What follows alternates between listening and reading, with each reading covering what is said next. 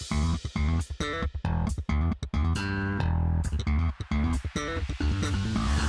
a beautiful day that you have made. I will praise you.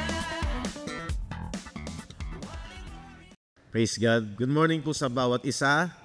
Salamat po sa Panginoon sapagkat yung atin pong mga ikiniklaim at kino-confess na mga pangako ng Diyos dahil sa ginawa niya sa cross. Yung ating malimit na banggitin na ako'y matuwid, kung ikaw ay magbe-base sa nakikita mo, sa naoobserbahan mo, una dahil idinideklara mo yan sa sarili mo, ako'y matuwid. Paano ka naging matuwid? Diba? Hindi na natin tinatayuan yung ating nakikita. Ang ating tinatayuan ay yung sinasabi ng ginawa ni Kristo sa krus. Kaya napakahalaga po talaga ng role nung ano na yung ginawa ng Panginoong Jesucristo sa krus sa ating pagkatao.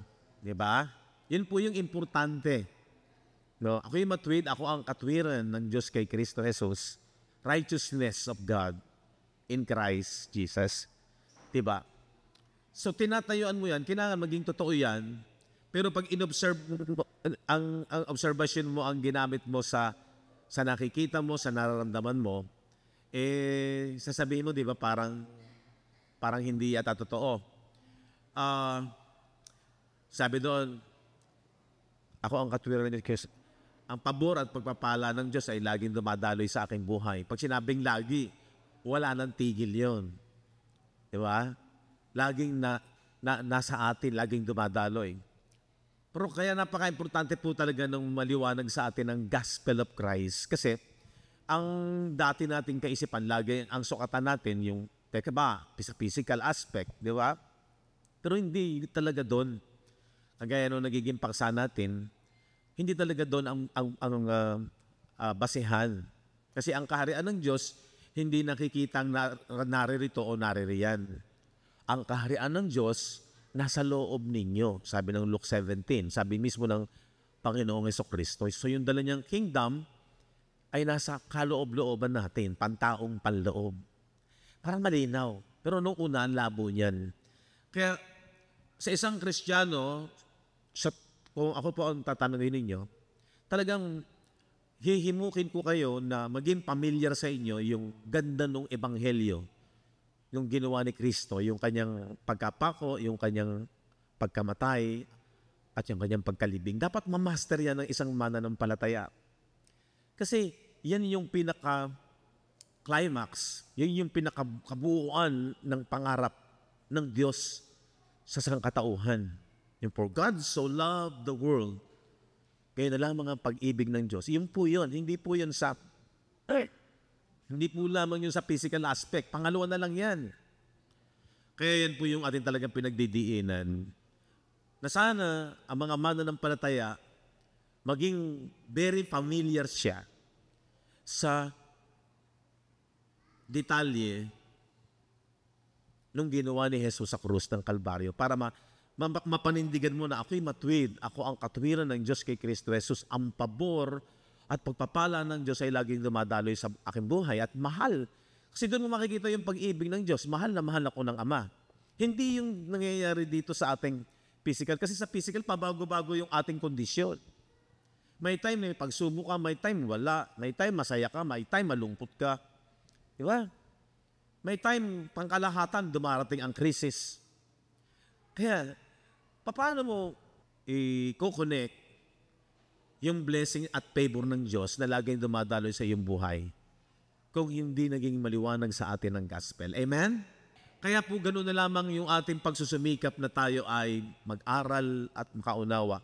Okay, so ngayon po, dahil nga po ang journey natin ay sa pag-aaral, sapagkat lahat tayo po ay laborers, mamaya i-share ko po sa inyo, lahat po tayo ay mga kamanggagawa ni Kristo sa kanyang ubasan, lahat po tayo ay bahagi ng kanyang katawan. Kaya bilang yun po yung journey natin, tatawagin ko po naman ay isang masasabi nating isang nanay, pero young professional. Lahat naman tayo po ay may profession. Sabi nga ni Sister Santi, lahat naman tayo may profession kahit paanong klaseng profession yan. kahit anong mababang uri ng profession yan, profession yan. Okay? So, ang maganda is meron ka ng masasabing ikaw ay may ginagawa sa physical, pero higit sa lahat sa spiritual, meron hindi tayo nawawalan ng kaalaman at kaunawaan. Kaya tinatawagan ko na po ang isang mommy na very busy, pero alam ko po na siya nagsusumikap na nandun sa connection sa ministry ng Panginoon. Tinatawagan ko po si Sister Cathy Manso. Palakpakan natin siya sa Panginoon. Yan, salamat po, Pastor. Young mommy, and very blessed mommy po sa pangalan ng Panginoon dahil nandito na naman po muli ako.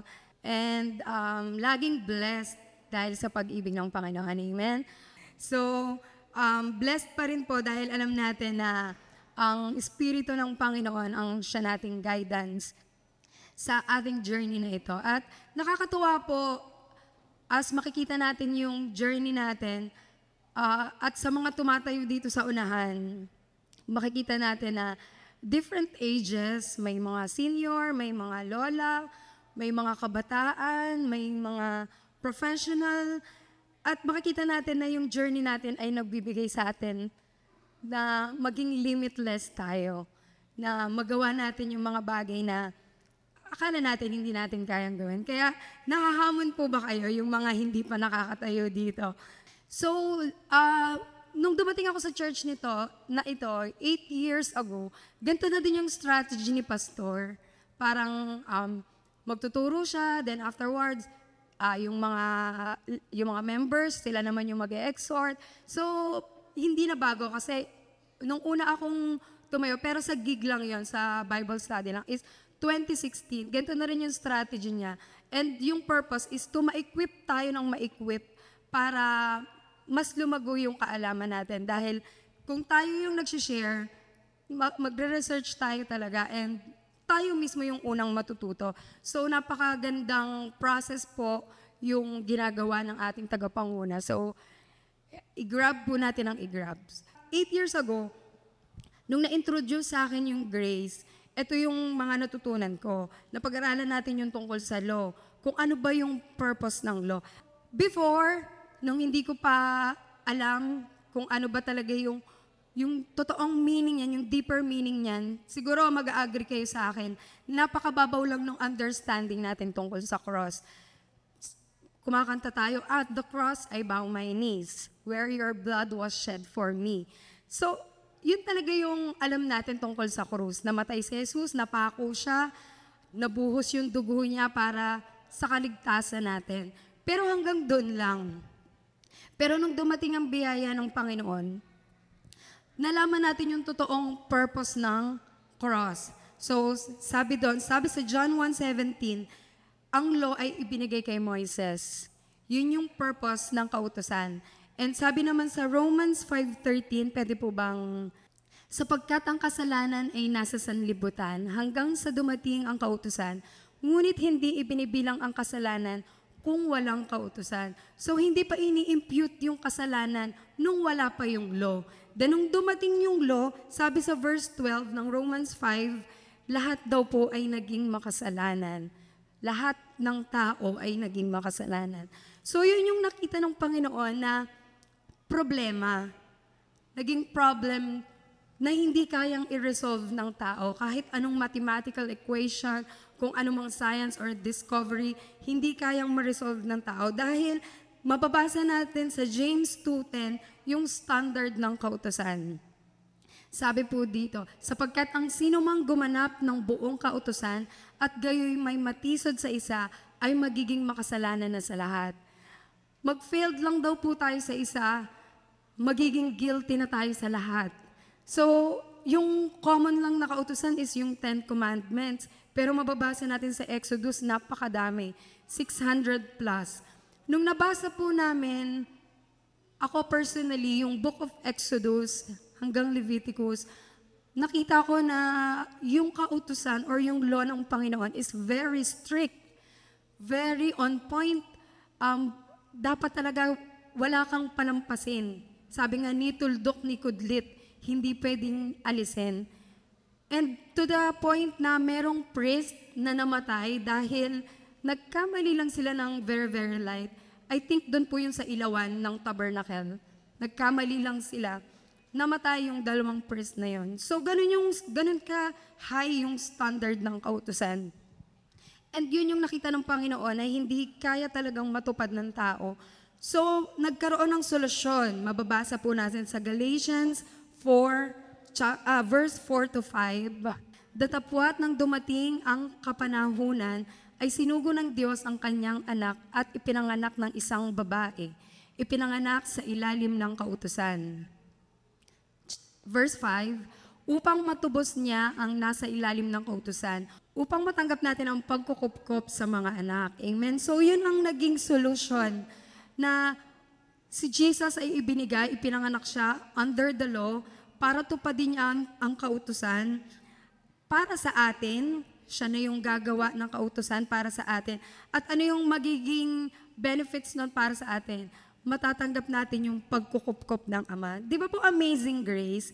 Ito yung pinakasimpleng biyaya na unang narinig ko. And nung narinig ko siya, wow, amazing!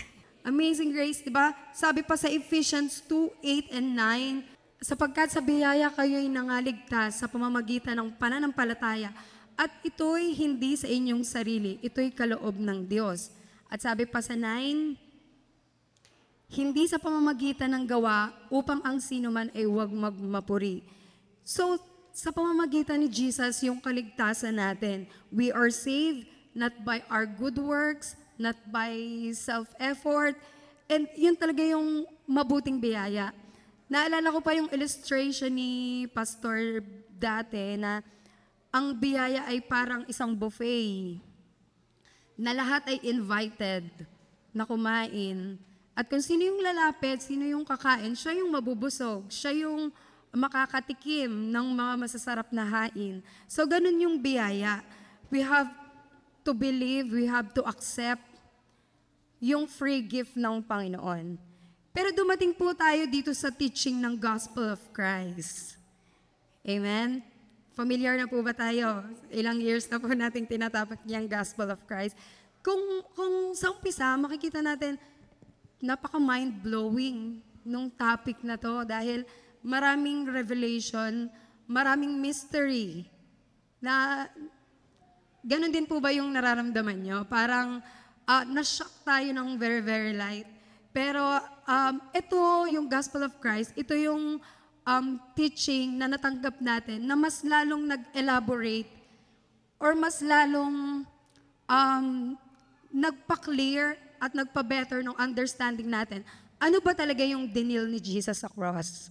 So, lagi po nating nakikita yan na yung sin na nasa flesh, nadagdagan ng law, na binigay kay Moises ay magre-result sa sin. So, lagi nating naririnig, ito, yung bad news. Amen? Ito yung bad news na hindi talaga kayang ma-deal ng tao or hindi talaga natin kayang ma-resolve. Ano man yung gawin natin, pagpapagal, pagsusumikap, magdasal man ng 30 oras, sobra pa sa 24 hours na po.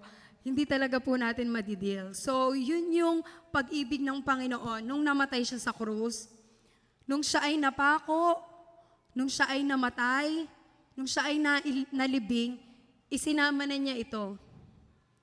Kaya wala na po tayo sa kautusan or sa kasalanan. At ang good news po, sa kanyang pagkabuhay na muli, isinama naman niya po yung ating inward man or yung ating pagkataong panloob or yung ating isipan or yung ating espiritu. Kaya ngayon, sa journey natin, tanggapin po natin na we are now new creation. We are in body of Christ. We are blessed. We are blessed with all spiritual blessings in heavenly places in Christ.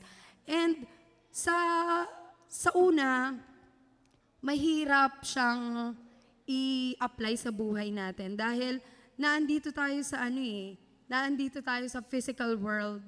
and masasabi mo, blessed ka na, tulad ng sinabi ni Pastor kanina, if titingnan natin kung ano yung nakikita lang ng mata natin, ang hirap niyang lakaran.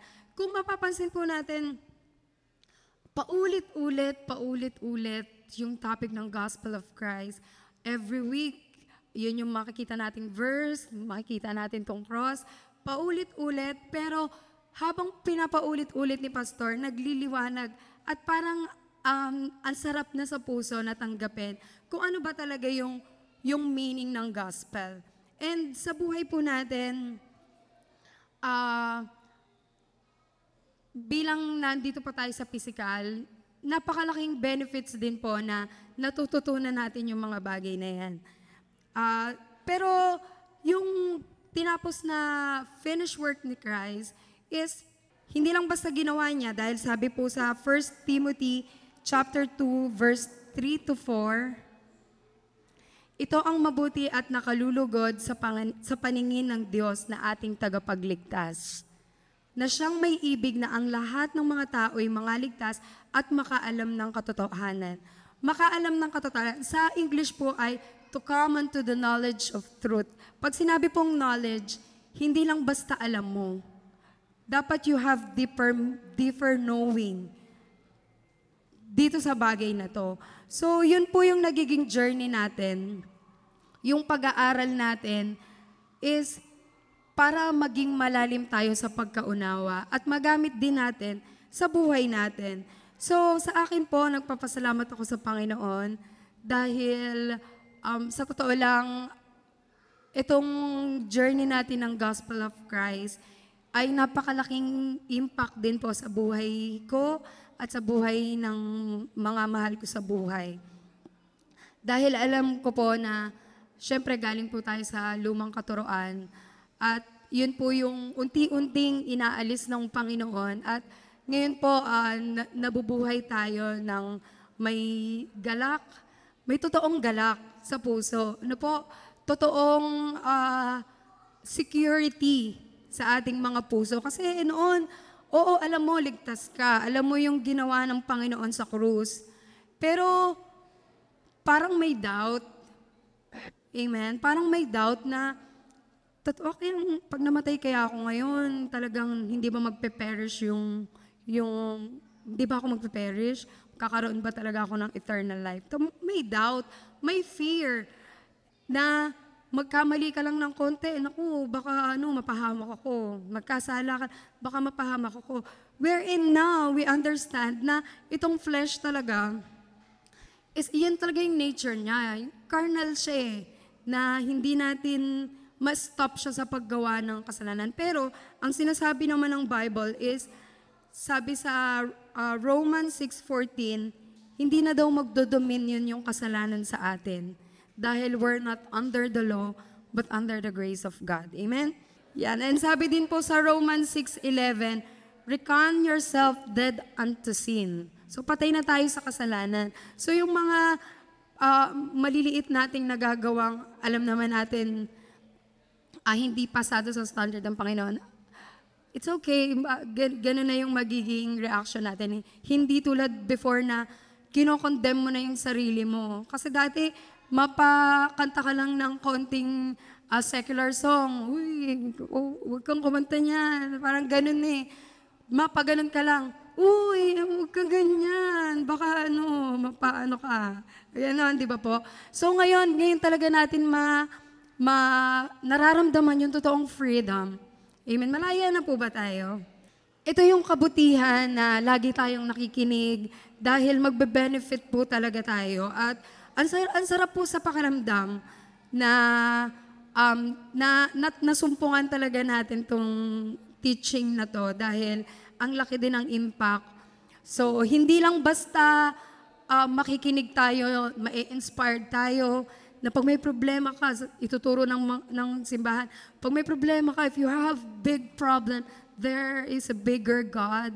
So, syempre, ikaw naman, big God. Diyan si Lord para sa problema ko. Pero paglabas mo, totoo ba talagang na-inspired ka?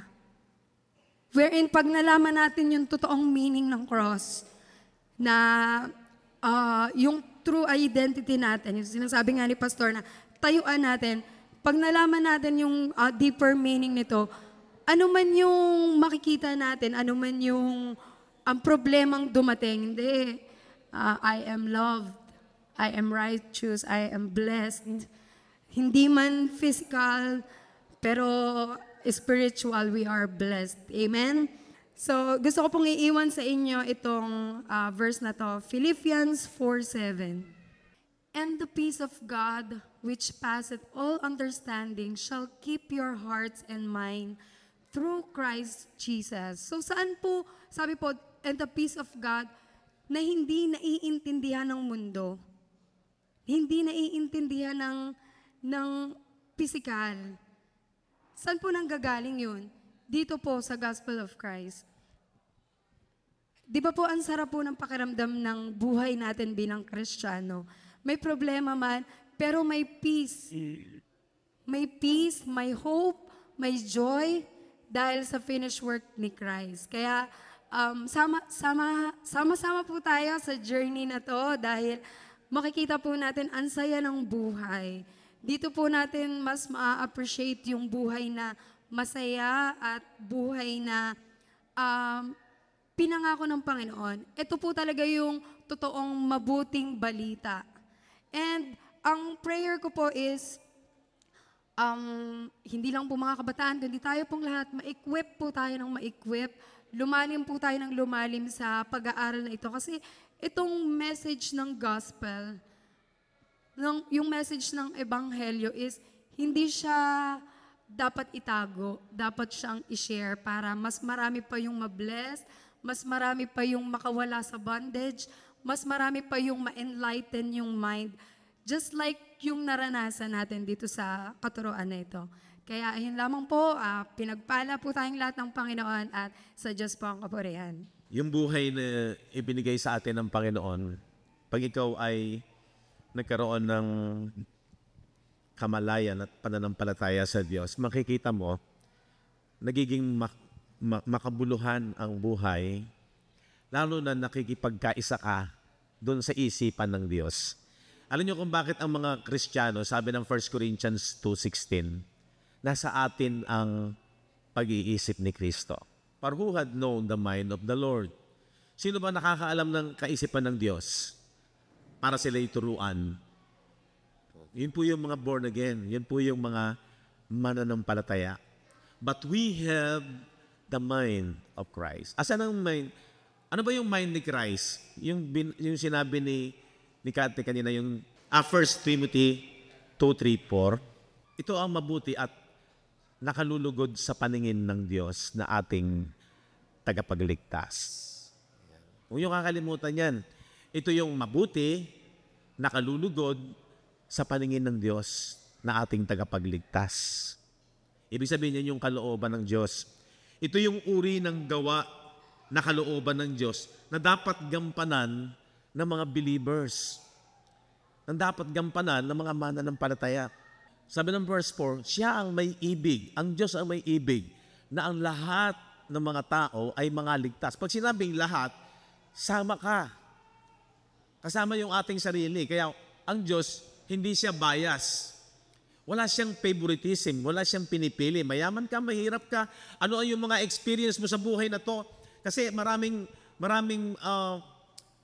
pamamaraan sa buhay ng Kristyanismo tayo nadaanan na akala natin pagka ang buhay mo ay down sa physical aspect, mayroong mga bagay na parang hindi maganda at may nakalalamang sa iyo, maiinggit ka, isipin mo, parang hindi pantay-pantay ang Diyos. Bakit ganon? Minsan pag tumingin ka sa even yung mga unbelievers, umuunlad, walang problema sa financial, mayroong ganon. Di ba?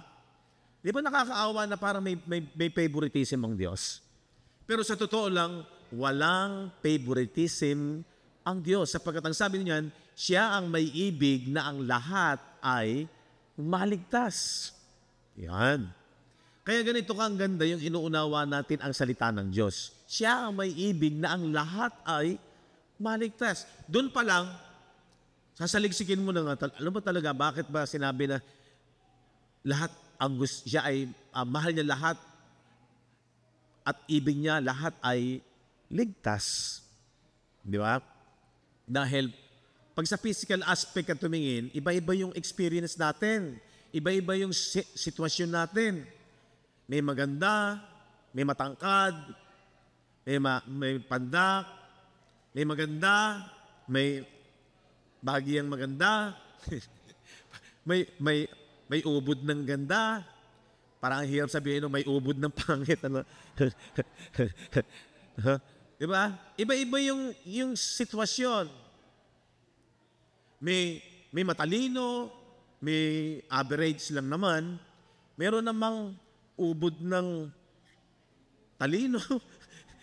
Meron namang ubod ng bobo. Diba? Kaya ba't ganun? Parang hindi, ang Diyos, parang hindi siya pare-parehas sa, wala, parang may favoritism siya. So, yun ang kagandahan kapag nauunawaan mo ang salita ng Diyos. Siya ang may ibig na ang lahat ng mga tao ay maligtas. Pero ang isa sa requirement din para ang lahat ay maligtas is makaalam ng katotohanan and to come to the knowledge of truth. So invitation yan. Diba? Alam niyo yung makaalam ng katotohanan, alam natin, pinag-aralan natin noong nakaraan, Jesus is the Word, capital W, that became flesh. Sa John chapter 1, verse 1, in the beginning was the Word, and the Word was with God, and the Word was God. Tapos sabi doon na ay, all things, diba? Lahat ng bagay ay nilikha through the Word. At sino yung Word na yon? Sabi nung, nasa Kanya yung buhay. John 1:4. Nasa Kanya ang buhay. Yung capital W na yan, na nung pasimula ay nasa Diyos, kasama ng Diyos, at siya Diyos, at nilikha ang lahat ng bagay sa pamamagitan ng capital W na yan, at sabi yung capital W na yan, nasa Kanya ang buhay. At ang buhay ay siyang ilaw ng mga tao. Paano magiging ilaw ng lahat ng tao at para siya sa lahat ng tao? Ano sabi ng verse 14? At nagkatawang tao ang berbo, ang salita, at tumahan sa gitna natin. Nakita namin ang Kanyang kaluwalhatian gaya ng sabugtong ng Ama, puspos ng biyaya at katotohanan. Sino yan? Si Jesus. Si Jesus, yung capital W. At yung nasa Kanya ang buhay, at ang buhay ay siyang ilaw ng mga tao, walang iba kung hindi yung Kanyang small W. Natandaan niyo ba yung ginawa ko rito? Na si Jesus, itong napako sa krus, siya yung capital W. No? Na yung sinasabi na in the beginning was the Word, and the Word was with God, and the Word was God. At ang salita ay Diyos. At ang lahat ng bagay ay nilikha sa pamamagitan niya. Walang anumang bagay na hindi ginawa kung wala si capital W. Ganun ka-powerful si Jesus. So yung capital W na yan ay si Jesus. Ano yung nasa Kanya ang buhay? Yung sinasabi ng John 6:63, ang Espiritu, the Spirit gives life. O yung Espiritu raw, yung small letter S, yun yung nagbibigay buhay. Yun yung sinasabi doon sa John 1:4, nasa Kanya ang buhay. So yung buhay na sinasabing sumasa kay Jesus, yan yung Espiritu na nagbibigay buhay. Sa laman, wala kayong anumang pakikinabang, walang anumang pinakikinabang. Ang mga salitang sinasalita ko sa inyo, ito na yun. Yung small W na nanggaling sa bibig ni Jesus, ang mga salitang sinalita ko sa inyo na lumabas sa bibig ni Jesus ay pawang espiritu at pawang buhay. Ganun ka-importante yung scripture. Ganun ka-importante yung gospel of Christ. Diyan mo makikita ano ang pag-iisip ng Diyos. Ibig niya ang lahat ay maligtas. Wala siyang favoritism. And to come to the knowledge of truth. Pag ikaw ay nakinig ng Kanyang small word na nanggaling sa bibig ni Jesus, Yan yung magbibigay sa iyo ng buhay at liwanag. Saan? Sa iyong isipan. Kaya ang pinakasentro yung isipan. Tingnan niyo yung 2 Corinthians 11:3. Paano namatay ang tao? Ang sabi ni Paul, ngunit ako'y natatakot. Ano yung kinakatakot ni Paul? Multo ba? Yun bang mga persecution ang ikinakatakot niya? Yun bang death threat ang ikinakatakot niya? No. Ano ang kinakatakot niya? Ako'y natatakot baka sa anumang paraan kung papaanong si Eva ay nadaya ng ahas sa kanyang katusuhan. Sino yung ahas? Yun yung against sa Diyos. Sabi diyan, ang inyong walang malay at malinis na mga pag-iisip ay pasamain. Corrupted. So your mind should be corrupted, nasira. Pag sinabing corrupted, galing yan sa nabubulok, nasisira. Di ba? Yung sinasabi kasi sa Bible na yung may kasiraan ay papalitan ng walang kasiraan. 1 Corinthians chapter 15 yun. Para makita nyo yung malaking role ng mind na kinakailangan maliwanagan ng salita ng Diyos. And now this I say, brethren, that flesh and blood cannot inherit the kingdom of God. Yun daw, laman at ang dugo ay hindi pwede magmana ng kaharian ng Diyos. Asan ang laman at dugo? Flesh. Itong may blood. Flesh and blood cannot inherit the kingdom of God. Itong physical. Neither that corruption inherit corruption. Itong may kasiraan ay magmana ng walang kasiraan. So ito may kasiraan din, di ba? Sa isang sandali, sa isang kisap mata, sa huling pagtunog ng pakakak, sa pagkatutunog ang pakakak, at ang mga patay ay mga bubuhay na maguli na walang kasiraan at tayo'y babaguhin. Diyan nagkakaroon ng confusion. Paano nagkakaroon ng confusion? Inire-relate yan sa physical. Na ang mababago itong physical. Kasi nabanggit din na mayroong kasiraan ang physical, hindi magmamana ng kaharian ng Diyos. Pero doon nagkaroon ng malaking confusion. Ang tinutukoy na dyan, inward man. Yung isipan. Yung babaguhin na dating patay ay mabubuhay. Dating corrupted, dating nasira, ay bubuuin. Wala nang kasiraan at babaguhin. Praise God. Sana mag-gets nyo to, ha? Kasi dito maraming nagkaroon ng misinterpretation na ang tinutukoy niyan ay yung physical. No! Ang nakurap muna, ang nasira muna, yung isipan. Kung papaanong sa panahon ni Eva at ni Adan, their minds were corrupted by the knowledge of good and evil when they eat the knowledge or the fruit of the tree of the knowledge of good and evil. Yung sinasabi sa 11:3 ng Korinto, na kung papaanong dinaya ng ahas si Eva, yung kanilang kaisipan daw, yung daw mga tao, yung first century believers, ay ganoon din ang ikinatatakot ni Apostol Pablo na yung kanilang isipan ay makurap. So yung mind ni Eva at ni Adan, sa book of Genesis, nung dumating na kinain nila yung knowledge of good and evil, ay corrupted. So yung lahat ng mind ng tao, namatay. Kaya sabi ng Diyos, sa oras na kanin nyo yan, mamamatay kayo. So hindi naman namatay yung physical. Ang nakurap ay yung mind. So napakalaking dapat magliwanag sa atin na ang nakurap ay yung mind ni Eva at ni Adan. Kaya lahat ng tao ay naghari ang kamatayan. Ano namatay? The spirit, the mind. Kasi alienated from God, nahiwanay sa Diyos. Ephesians 4:18 nagdi-define ano ba talaga yung taong alienated, hiwalay sa Diyos. Nasa kadiliman ng kanilang pag-iisip. O di ba? Darkened, having their mind darkened. Nasa kadiliman ng kanilang pag-iisip ay nangahiwalay sa buhay ng Diyos. Makinig kayo magaling. Ano sabi nung John 1:4? Nasa Kanya ang buhay. At ang buhay ang siyang ilaw ng mga tao. So ano yung nawala sa isipan ng tao? Yung liwanag, yung salita ng Diyos.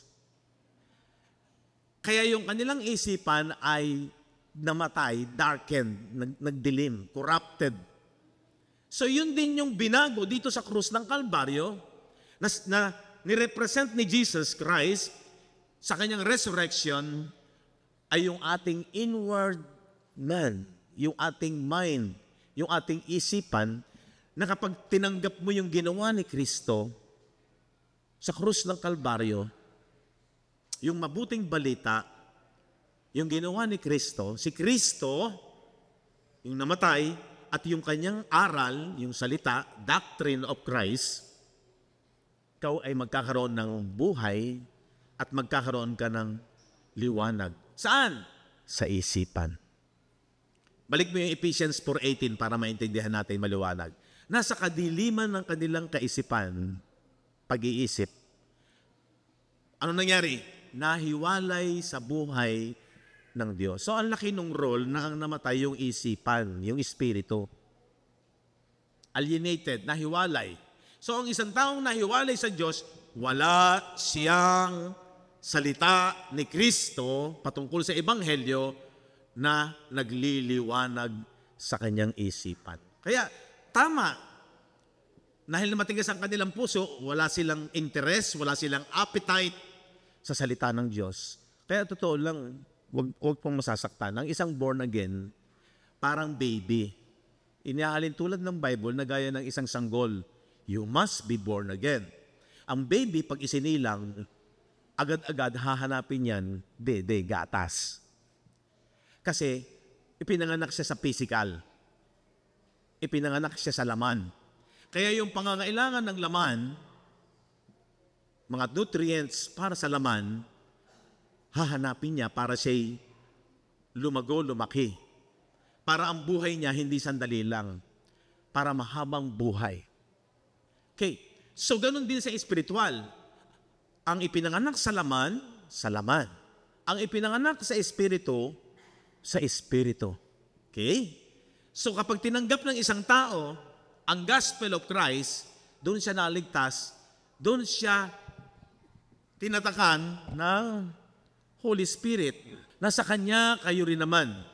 Pagkarinig ng aral ng katotohanan, ito yung aral ng katotohanan, ng Ebanghelyo. Alinaw, di ba? Ano yung aral ng katotohanan?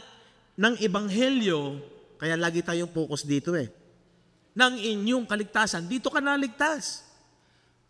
The Bible interprets itself, Romans 1:16. Ito ang kapangyarihan ng Diyos. Sabi ni Paul, hindi ko ikinahihiya itong Ebanghelyong ito. Aral ng katotohanan to Dito naliligtas ang tao sapagkat siya ang kapangyarihan ng Diyos. Power of God. Huwag ka na maghanap ng anting-anting. Huwag ka na maghanap ng para pag ikaw binarel, pag ikaw merong gustong, hindi ka mamamatay. Maraming ganyan Akala nila yun ang power. No, ang kapangyarihan ng Diyos, eto. At ang binibigyan ng power nito, yung mind, yung isipan mo. Sa ikaliligtas ng bawat sumasampalataya. Kasi pag narinig mo yung aral ni Kristo, kailangan mong mapakinggan. Yung isipan mo ang mag-a-analyze, tama to, paniniwalaan ko to. Yung sinasabi ng John 3:16. So yung mind mo nagliliwanag pag napakinggan yung gospel of Christ. Kaya yung kadiliman na nagpahiwalay sa Diyos, magliliwanag yon. 2 Corinthians 4:3-4. Kahit paulit-ulit yan, lalo mong maiintindihan. Kung ang aming ebanghelyo, sabi ni Paul, ay natatalukbungan pa, pag sinabing natatalukbungan pa, hindi maliwanag. Hindi maliwanag, madilim. Saan? Sa isipan. Common sense naman Minsan ang hirap intindihin pero tayo lang ang nagpapahirap pagka wala kang appetite sa salita ng Diyos. Hindi ka focus, hindi ka interesado, hindi mo talaga maiintindihan. Pero pag minumulat mo yung isipan mo, parang yung mata mo, pagka gusto mong liliwanagan mo mata mo, ano ba to? Lalaki yan. Ganun dapat yung spiritual mind natin. Lalo mong ipinubuka, lalo mong ipinopokus. Ano ba ibig sabihin nito? Para magliwanag Kung ang aming ebanghelyo natatalukbungan pa, para hindi madilim yung pagkatingin mo, palakihin mo yung spiritual na mata mo. Paano mo palalakihin ang spiritual na mata mo? Abay, lalo kang makinig. Kung merong nakaka-interrupt, huwag kang papayag. Kung merong nagsasalita yung isang tao, merong mag-disturb sa'yo, para ikaw ay ma-distract, huwag kang mong papayag. Hindi, kailangan po-focus ka. Ganun ang ibig ng Panginoon. Yun ang nakalulugod sa Diyos. Kasi interesado ka talaga. Focus ka talaga. Kung talagang gusto mong magliwanag ang Diyos sa iyo sa pamamagitan ng kanyang salita, kasi yun ang nagbibigay ng buhay, nasa kanya ang buhay, na kay Jesus ang buhay, at ang buhay ay isang ilaw ng mga tao. Ano yon? Yung salita niya. Ganun lang pala kasimple yun. The Bible interpret itself na naman. Punta ka na naman doon. Kasi doon ka naging nakadepende. Yun ang source ng iyong pananampalataya. Faith cometh by hearing, and hearing by the word of Christ. Yung capital W, pag pinananampalatayanan mo siya, pakikinggan mo yung small letter W patungkol sa kanyang gospel na kaligtasang daladala. Na tinanggihan ng mga Hudyo, pero dumating ang mystery kay Paul para sa mga Gentiles, para sa atin. Bay, samantalahin mo na. Sinasamantala po natin na maunawaan ng kagandahan ng ginawa ni Jesus. Kaya kung talaga nananampalataya ka kay Jesus, hindi sa picture, hindi sa rebulto, kung hindi sa pamamagitan ng kanyang salita. Yun lang naman yung kasimple. Common sense. Alam niyo yung salita ng Diyos, binubuksan niya yung ating common sense para hindi ka na mahirapan, para wag kang malito, para wag kang mabulag, madiliman. Kung ang aming ebanghelyo ay natatalukbungan lang ito, madilim lang ito, kung ang aming ebanghelyo, sabi ni Paul, ay natatalukbungan pa sa mga tao, may talukbong sa kanila ito dahil sila'y napapahamak, naliligaw. Ibig sabihin ng naliligaw, ang hirap kaya nung naliligaw, sala. Sala yung lakbayin mo, yung journey mo. Aba, pag nakita mong sala, balik ka sa kanyang salita. Kasi yung salita niya, yung word niya, buhay at liwanag para i-guide ka niyan. Pero pag iniiwan mo kanyang salita, kahit pa sabihin mong, Jesus, Jesus, Jesus, Jesus, ayaw mo naman ang kanyang word, walang saysay yun. Para sabihin mo na, may tama yan. May tama sa espiritu, sa espiritual. Bakit? Tinatawag si Jesus. Ayaw naman pakinggan si Jesus. Ang bayang ito, iginagalang ako ng kanilang bibig, sabi ni Jesus. Pero ang kanilang mga puso at isip, ayun na naman, malayo sa akin. Ginagalang ng kanilang bibig. Maraming mga tao. Mahal si Jesus. Nananampalataya kay Jesus. Nananalangin kay Jesus. Pero ayaw tanggapin ang kanyang salita. Walang time, walang panahon, walang nasa, walang gusto, walang interes. Ano mangyayari doon? Common sense. Eh di, malinaw, maliligaw ka. Kasi ayaw mong pakinggan ng kanyang aral ng katotohanan. Marami ginagamit ang krus. Naglalagay nga ng krus. May krus sa pintuan, may krus sa altar. Pero ayaw pakinggan itong scripture. Walang time. See? Hindi tayo umahatol, pero yun ang katotohanan. 17:17 ng John. Balikan naman tayo. John 17:17. Paano tayo binabanal? Paano tayo sinasanctified? Pakabanalin mo sila sa katotohanan. Paano? Ang salita mo ay katotohanan. Gumawa ka ng gumawa ng kabanalan sa sarili mong paraan. Pero wala kang pakikinig sa kanyang salita, hindi ka magiging sanctified. Ano ibig sabihin ng sanctification? Hindi po yung sinless life. Ang ibig sabihin ng sanctification, ibinubukod ka. Sino yung mga ibinubukod? Yung minamahal ang kanyang salita. May panahon sa Bible, isipin mo naman, ang panahon natin naaagaw ng social media para malibang ka, para mawala ang boring. O tapos pagsasalita ng Diyos, boring. Nakuha niya. Diba? Pero gigisingin tayo ng aral ni Kristo. In the beginning was the Word, and the Word was with God, and the Word was God. And the Word became flesh. At yung lumabas sa kanyang bibig, yun yung spirit, yun yung buhay. Kaya kapag ang isang tao talagang na-born again, kung paano ang baby, ninanasa niya ang gatas ng kanyang ina, ganon din yung espiritu mo. Pag isinilang kang muli, hindi ka papayag. Hahanapin mo palagi ang kanyang salita. Uunawain mo kasi yun ang sinasabi ng Matthew 4:4. But he answered and said, it is written, man shall not live by bread alone. But by ano? But by every word of God that proceeded out of the mouth of God. Amen? Kasi yung salita niya, huwag kang matakot. Basta yung salita niya, ang iyong magiging guide, hindi ka maliligaw. Kung ang ebanghelyo raw ay hindi hindi tayo natatalokbon, hindi madilim, hindi tayo maliligaw. Na binulag ng Diyos ng sanglibutang ito, huwag kayong papayag na bulagin ng Diyos ng sanglibutang ito ang mga pag-iisip. Para ikaw ay ito yung magsasabi kung ikaw ay believer talaga o hindi ka believer. Siyempre, ayaw naman ng tao na sumisimba, naniniwala sa Diyos. Ayaw naman niyang sabihin na, ako ba'y hindi believer? Di ba? Pero let the Bible confirm. Siya yung magko-confirm sa atin kung talagang ikaw ay believer. Sabi dyan, binulag ng Diyos ng sanglibutang ito. Ano yung Diyos ng sanglibutang ito? Yan yung mga religious leader. Yan yung mga Pharisees that time. Yung mga nagtuturo ng patungkol sa Diyos, pero ayaw nilang ilapit at nire-reject nila si Kristo. Kaya inilalayo nila ang isipan ng mga tao that time para sumampalataya. Anong dahil, anong purpose?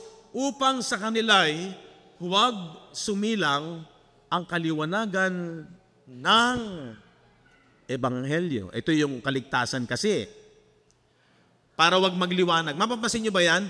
Para sa kanila'y huwag sumilang ang kaliwanagan. Saan nagliliwanag ang ebanghelyo? Sa isipan. Kasi yun ang magbibigay ng buhay at ilaw na nanggagaling sa ginawa ni Kristo sa krus. Maliwanag po ba? Diba? Para daw yung glorious ng gospel, yung kaluwalhatian ng ebanghelyo ni Kristo, nasa isipan mo. Pag sinabing maliwanag sa isipan mo, naiintindihan mo. Ephesians 4:18, para makita nyo na napaka-importante nito. Nasa kadiliman ng kanilang pag-iisip, hiwalay sila sa buhay ng Diyos. Dahil sa kahangalang nasa kanila. Ano yung kahangalan? Sa English, ignorance. Pag sinabing ignorance, ignorante, walang alam. Ano sabi nung nakalulugod sa Diyos? Ito ang nakalulugod at mabuti sa paningin ng Diyos na tagapagligtas, na siya ang may ibig ng lahat ay maligtas at makaalam. Pag sinabing meron kang alam, hindi ka ignorante. Meron kang alam. Kaya yan, yung mga nadimlan ng pag-iisip at hiwalay sa Diyos, ignorance. May mga walang alam dahil sa pagmamatigas ng kanilang puso. Alam niyo po kasi, kaya ginagamit yung word na matigas, hindi makapasok. Yung isang malambot ang puso at isip, parang matabang lupa. Pag tinamnan mo, madaling itanim yung binhi. Di ba? Pero pag ang lupa hindi binubungkal at matigas, hindi mo maibabaon yung binhi. Kaya ang binhi sa Bible ay metaphor na yun ay salita ng Diyos. Inihambing sa salita ng Diyos. Simbolo ng salita ng Diyos. Bakit nagiging matigas ang puso? Ay walang panahon, walang time, wala siyang interest. Kaya matigas ang kanyang puso, walang pumapasok na salita ng Diyos. Kaya sinabi ng Bible na dahil sa pagmamatigas ng kanilang puso. Tingnan ninyo yung Hebrew chapter 4. Sapagkat tunay na tayo pinangaralan ng mabubuting balita, gaya rin naman nila, ngunit hindi nila pinakinabangan ang salitang napakinggan. Bakit? Walang interest? Hindi mahalaga? dahil walang kalakip na pananampalataya yung nakarinig. Yun yung matigas ang puso. Okay, so makikita natin na kapag ang isang tao hindi napakinabangan yung salitang napakinggan, ang ibig sabihin nun, walang interest, hindi mahalaga. Okay? So, yan po yung makikita nating napakahalaga kung bakit kinakailangan tayo ay lumago. Dito, mauunawa natin yung holiness, yung sinasabi ng John 17:17, sanctify them. Sanctify them through thy truth. Thy word is truth. So, ang holiness ay pareho ng sanctification. Hindi ito perfect sinlessness. Na ang ibig sabihin ay ang mga believers ay kakaiba ang buhay at mensaheng taglay sa ikaliligtas ng mga makikinig. Kung kaya sinabing taglay niya ang tunay na treasure sa kanyang buhay. Di ba? Yung buhay mo, dumating ang birthday mo, naunawaan mo, binigyan ka ng Diyos ng buhay, merong makabuluhan sa paningin ng Diyos ang buhay mo dahil taglay mo yung treasure sa iyong katawang physical. Sa physical life natin, taglay natin. Ito ang kaibahan ng mga mananampalataya. Kaya ibinukod sila. Hindi yung sinless life na hindi ka na nakakagawa ng pagkakamali. Nakakagawa pa tayo ng pagkakamali hanggat nasa physical tayo. Pero sanctify ka kasi yung salita niya, tinanggap mo, ibinukod ka. Pinanampalatayanan mo to. Kung bakit ligtas ka na, binanal na yung iyong inward man. Alam niyo po, sa katagalan ng ating pag-aaral, ang dami mong makukonek na maliwanag na katotohanan, hindi na mamamatay yung espiritu mo. Bakit? Sabi ng 2 Timothy 1:10, ngunit ngayon nahayag sa pamamagitan ng pagpapakita ng ating tagapagligtas na si Kristo Jesus, ayan, na siyang nag-alis ng kamatayan, ayan, at nagdala sa liwanag ng buhay at ng walang pagkasira. Mapapansin niyo yan, nag-alis ng kamatayan, abolish death, nagdala sa atin saan? Sa liwanag. Ano yung nagdala ng liwanag? Yung salita niya. Ano yung nagdala ng buhay? Siyang nag-alis ng kamatayan at nagdala ng liwanag at ng buhay. Ito yun, yung word of the gospel. At nagdala sa liwanag ng buhay at ng walang pagkasira. Ayun na naman yun, yung walang pagkasira. Yun po yun sa ating inward man, sa ating espiritu. Yung dati yung ating isipan ay nadimlan, corrupted, di ba? Binasa natin yung mga talata kanina, napaka-importante ng connection, sa pamamagitan ng Ebanghelyo. Maliwanag po yan, mga kapatid. Diyan po tayo masaya. Diyan tayo nagsasaya. Sa liwanag ng Ebanghelyo ni Kristo. Kaya ka umaattend, hindi para maging loyal ka sa Diyos na lagi akong attend, perfect attendance ako.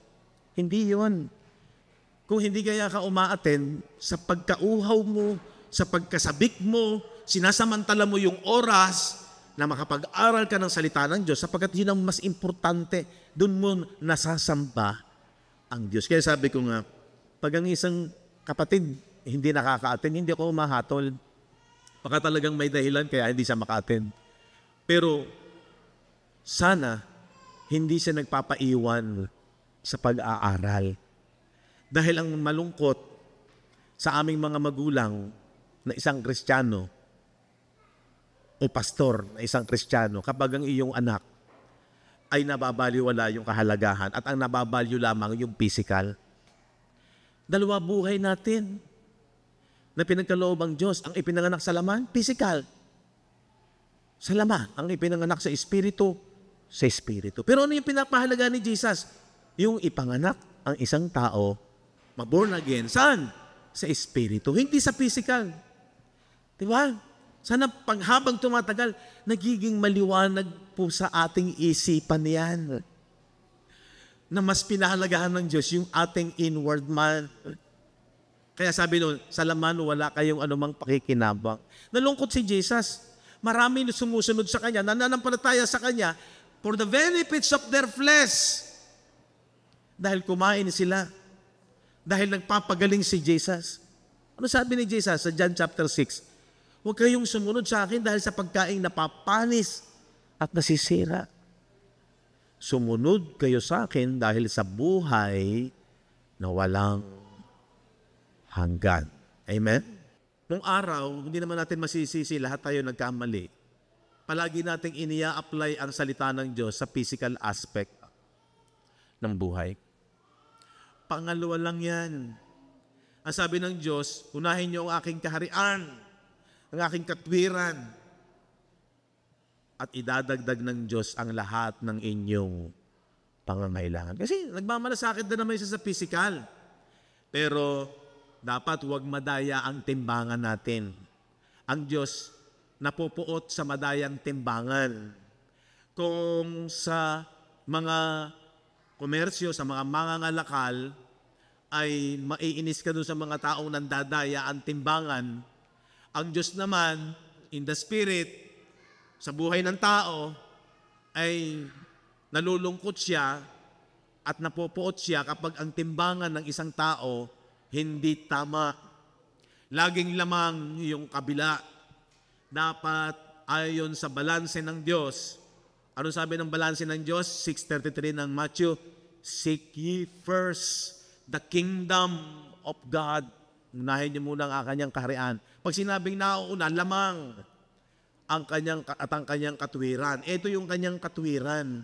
At ang lahat ng mga bagay ay ipoprovide niya eh, di ba? Doon tayo hindi sumusunod kay Jesus eh. Sinasabi natin, mahal natin si Jesus.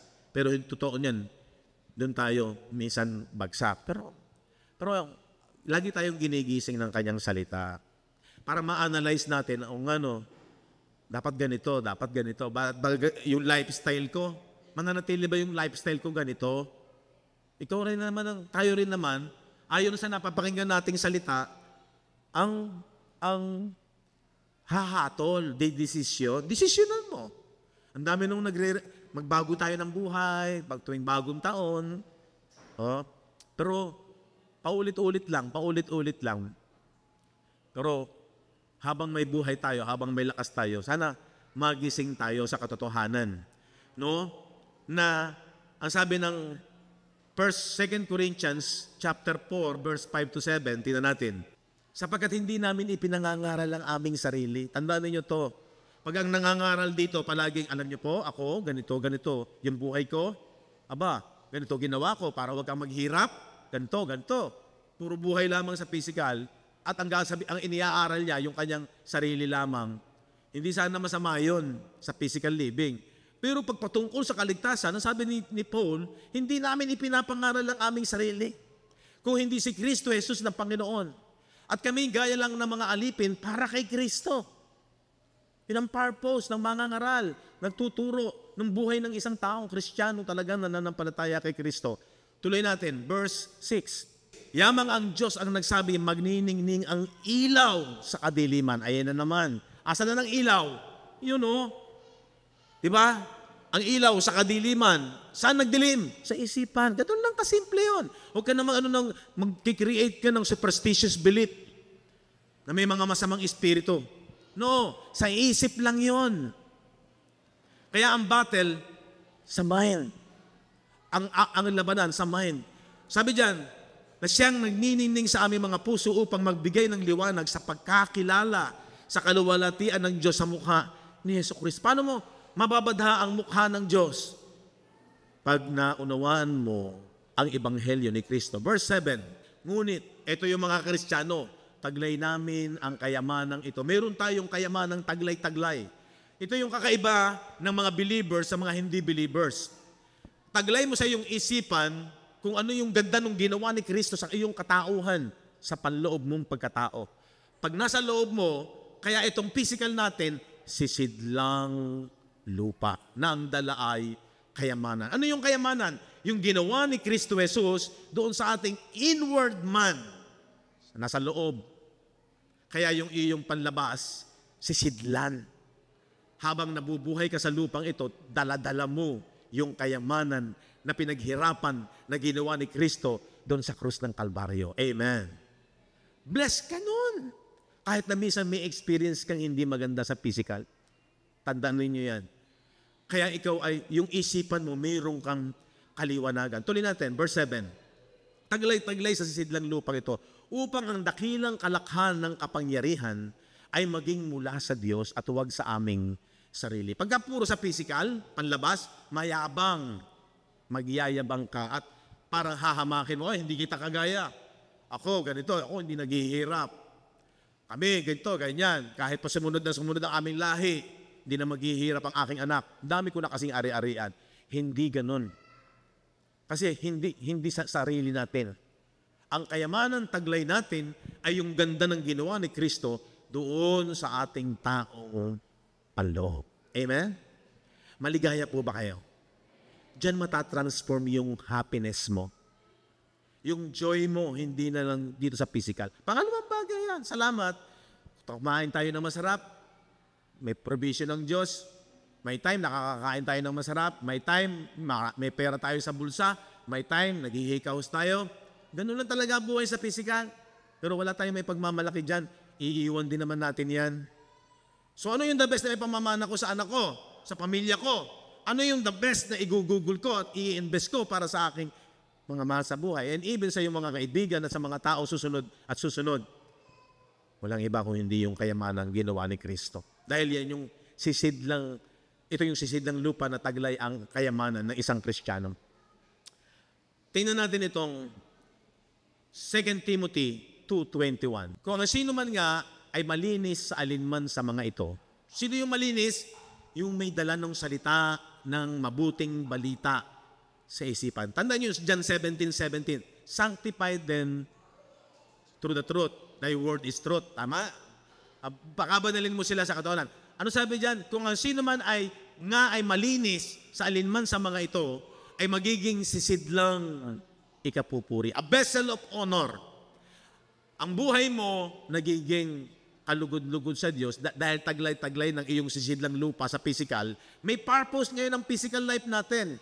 No? Taglay natin maging sisidlang ikapupuri. Saan ikapupuri? Sarili mo? Hindi, ikapupuri ng Diyos. Ito ay hindi ito ang dapat mataas, yung Diyos. Pinakabanal, marapat gamitin ng may-ari. Tayo pag-aari na ng Diyos, ginagamit ka na ng Diyos. Kaya po tinuturuan ko kayong mag-share, maging pamilya ng gospel. Darating ang time, yung mga kabataan, yung mga susunod na generation, sila ang magtutuloy nung karangalang dapat mahayag sa maraming mga tao. Marapat gamitin ng may-ari. So nagagamit ka ng Diyos.